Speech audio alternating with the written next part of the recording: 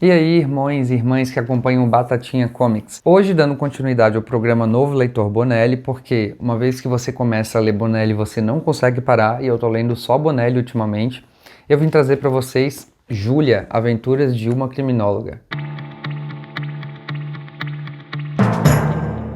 Júlia, como o próprio título diz, Aventuras de uma Criminóloga, conta a história de uma professora de faculdade. Ela dá aulas envolvendo criminologia, psicologia, sociologia, esse tipo de coisa. E ela também trabalha com a polícia da cidade de Garden City, que é onde se passam essas histórias aqui.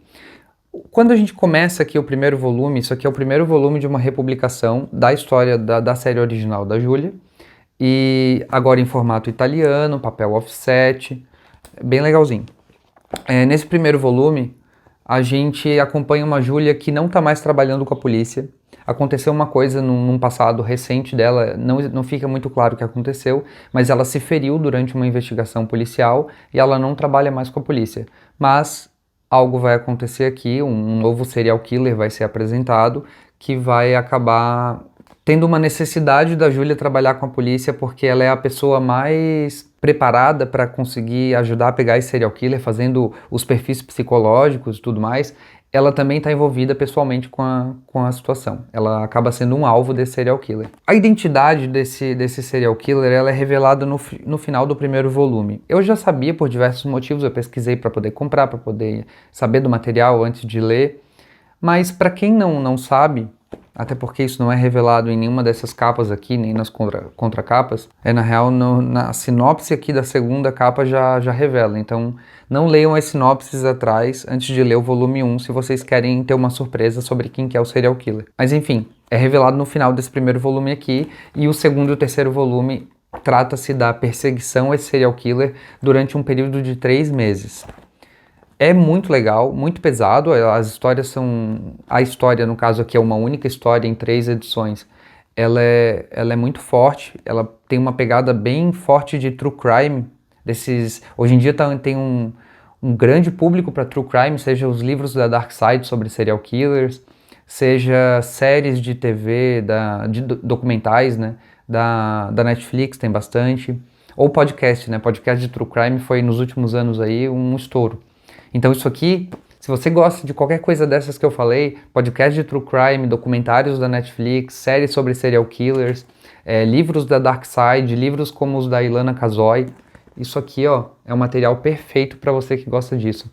São histórias muito bem desenhadas e muito bem escritas, em que a gente vai acompanhar uma criminóloga sempre, tirando aqui que são 3 encadernados contando uma única história. A partir do quarto, você vai sempre pegar um encadernado e ler uma história sobre a caça a algum assassino ou assassina.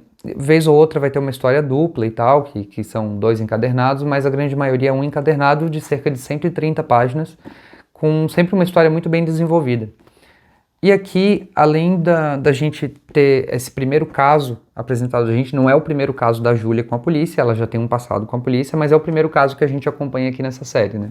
Além de a gente ter isso, a gente tem também a apresentação dos personagens, tanto da Júlia quanto do Alan Webb, que é esse personagem aqui, ou do Irving, que é esse personagem aqui, do Léo, da Emily, que é uma espécie de governanta da Júlia, a irmã da Júlia, que eu não me lembro do nome agora, a avó da Júlia.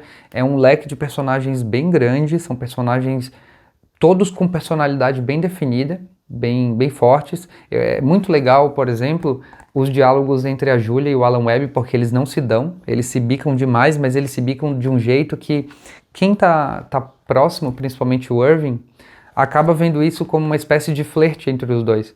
Então, eu estou interessado de ler não só pela história da caça aos serial killers e da investigação policial, mas também para ver onde que o relacionamento desses personagens vai chegar nas próximas histórias.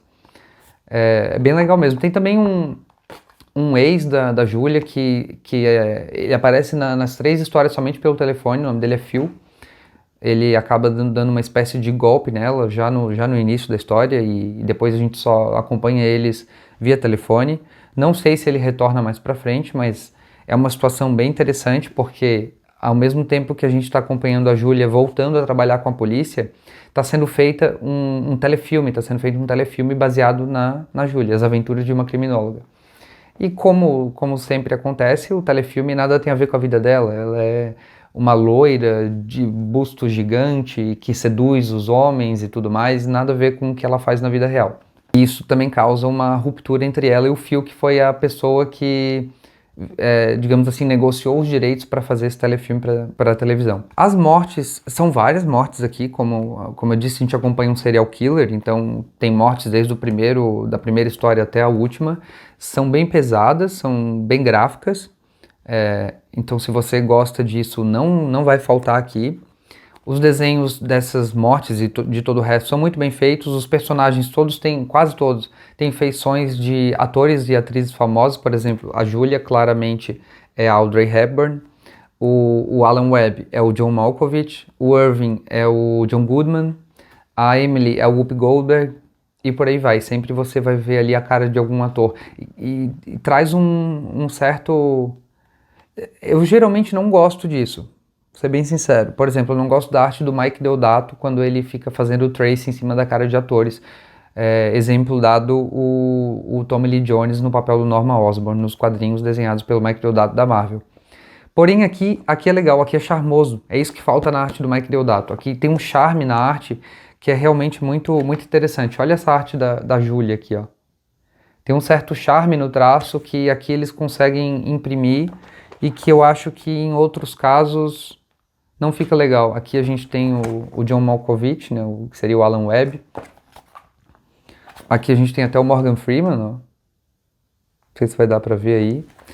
A arte dos 3 encadernados são de 3 desenhistas diferentes. O roteiro é do Giancarlo Berardi, que é o próprio criador da Julia e também criador do Ken Parker, publicado aqui no Brasil pela editora Mitos também. A arte do primeiro volume é do Luca Vanini.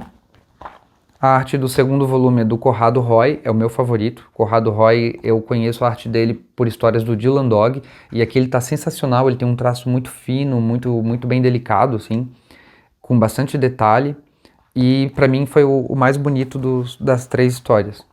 E a terceira é com desenhos de Gustavo Trigo.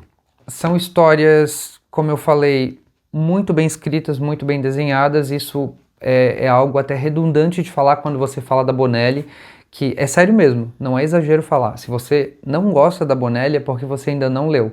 Existe um certo preconceito em cima dessas HQs da Bonelli por se tratar de um material um pouco mais adulto, preto e branco, com temáticas mais fora dali daquele nicho de... Nicho não, né? Isso aqui é um nicho, na verdade. Fora daquele padrão de DC e Marvel. Mas passando esse preconceito, já era.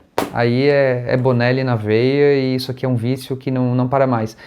Tá sendo difícil, eu tenho bastante coisa da Marvel para ler, que eu tava lendo o universo Marvel ali pós Vingadores da Queda, né, o universo Marvel moderno. Tava chegando nos Vingadores do Jonathan Hickman.